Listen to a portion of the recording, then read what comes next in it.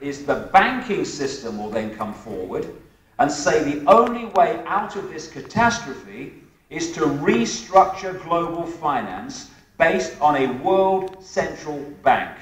They're already saying it. We need a world central bank. I mean, it's pathetic to watch it unfold, really. It's so predictable.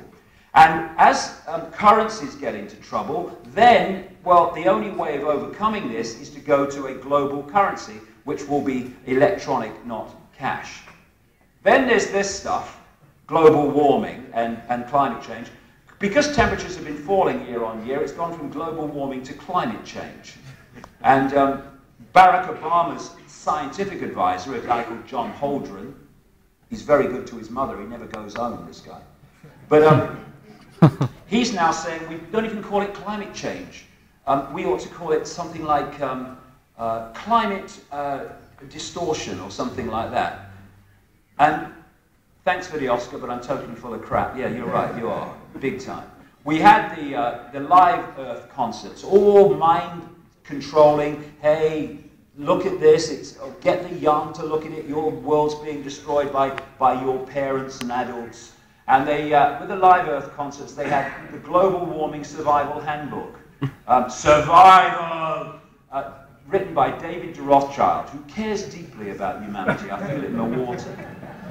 Now, if you kind of read the propaganda and believe it, these are the greenhouse gases, right? And by the way, without greenhouse gases, none of us would be here. And without carbon dioxide, we wouldn't have the world that we have. Let's demonize things that we need, shall we? That's a good idea. You would think of this breakup of, or makeup of greenhouse gases, that was carbon dioxide. No, no. Nearly 90% of greenhouse gases are water vapor, clouds, etc. So we must tax clouds. It's got to happen to save the world. This is the contribution to greenhouse gases of carbon dioxide here. And only the green sliver is human created. The grey stuff is natural, right? And when you see that, you'd think that was carbon dioxide because of the propaganda. It's a scam, it's a lie, it's the bloody sun. Have you noticed, you would in Portugal, when the sun comes out, it gets warmer. Have you noticed that? I have. And the sun goes through cycles of more radiation and less radiation, and we go through these sunspot cycles of going up and going down. And if you go back about 800 years, you hit the medieval warm period where it was much warmer than then, and they had no 4x4s, they had no chimneys, and it was warmer than it is today. I mean, what was the cause of that? You know, turbocharged handcarts? What was it? It's just, I can't work it out.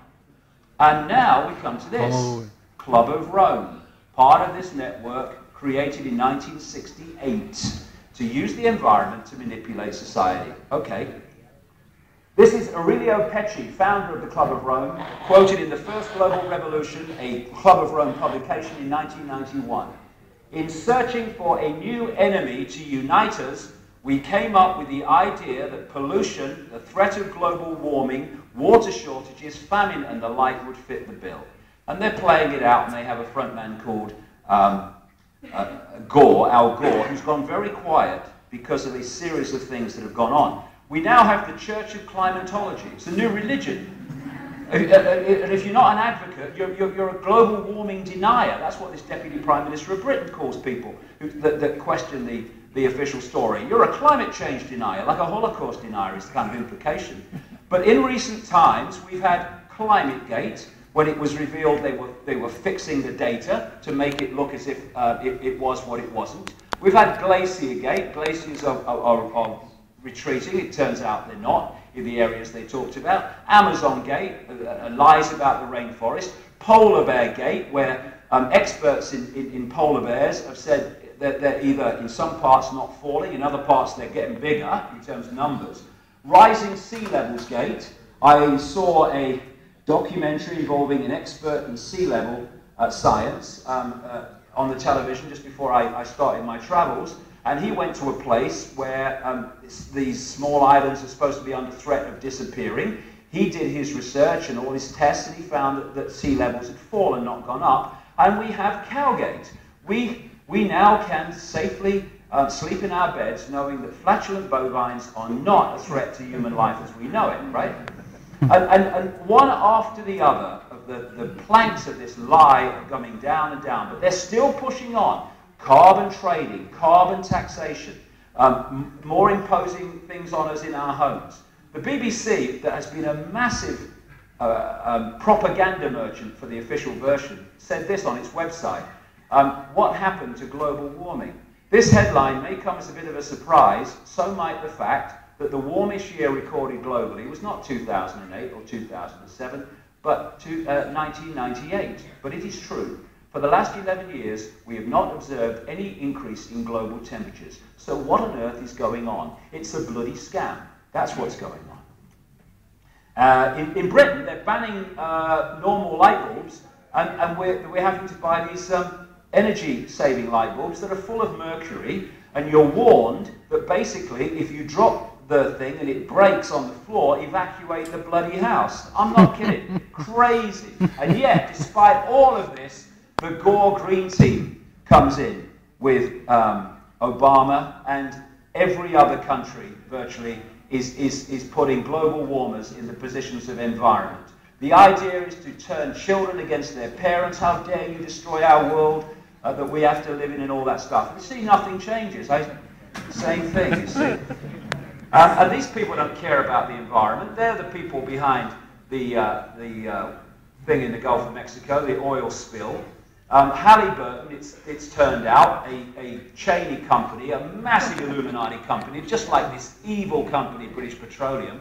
They've now announced that it was Halliburton using concrete that was faulty, and they knew was faulty, that actually caused the bloody oil to break and burst in the first place.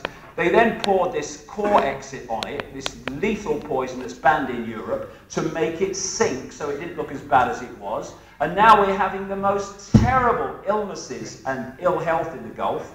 And because the media has decided basically the story's over, people aren't reporting it in the mainstream media. This is still going on. Fish are still dying in great numbers, and terrible, terrible illnesses. But because the media have decided story over, doesn't get covered.